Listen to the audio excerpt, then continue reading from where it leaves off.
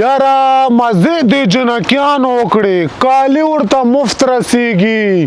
ډوډۍ ورته مفت رسیږي کور ورته مفت رسیږي دا خو پرېږده یو ښایسته میړه ورته مفت رسیږي او بیا هم دا سر خوړلې خوشحاله وي یو مې د دې کندهاري خو سر نه تنګ یم بس چې تشناب ته هم زم زنګ وایي چې روره ګوله جومات ته هم زم زنګ وایي چې هر ځای ته ځمه دا به راته زنګ وایي هلو خسر کاکا ما ویل سلام علیکم چیرې یې زما زوی شپې ته راسه ها راځم زه خو له کار نه اوزګار شمه که نه نو شپې ته به راشو سر خوړلی ته څنګه شلی ته چې دا ډېر شلتوب وکړه والا زما داسې لږ غلط شک غوندې په تا پیدا شي ها راځم او لکه مسعوده دا څوک و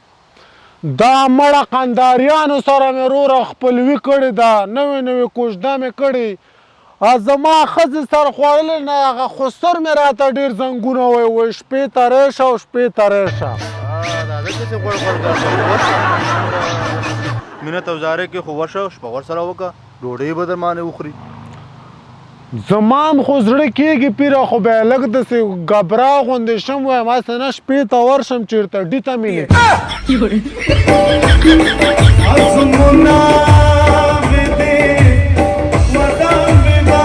دا کس اسمان ته وختو مریخ ته لاړو که ځمکه وچاوده پکې ننوتو ما پې تره بچي اتم ډي ته کولې خو بس تا خپې ویستلې هوښیار وی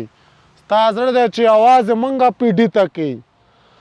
د کنداریانو په یارۍ کې تاوان دی تاوان د مینې جوارۍ کې تاوان دی تاوان هلو خسر کاکا راځمه سر خوړی نو هلیکاپټر خو نه دی را سره که نه چې وایي ریشه شپې ته ورېشه شپې ته ورېشه خدای خبر تا چیشته خوښه کړې ده راځم بارا راځم دا څه په لانجه ګیر شو مونږه خو لور سره ورته مونږه کوژده کړې که خو سر سره هی وای په داسې بلا واوړو چې پرتوک په غاړه راوړي اوس به مملوکو طول کې مونږ تللی وی ولا د سره کړو چرګانو نه زموږ دا سپوره ډوډۍ قبوله ده پایا عزت کې مسعود الله دې مل شه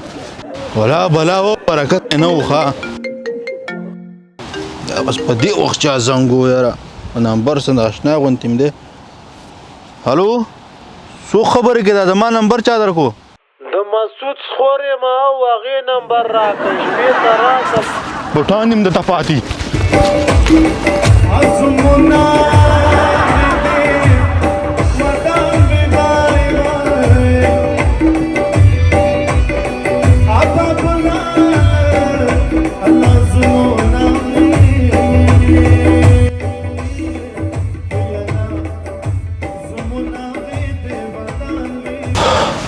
ولا زما د دې سره کړیو پسګانو چرګانو غوښونه مې دا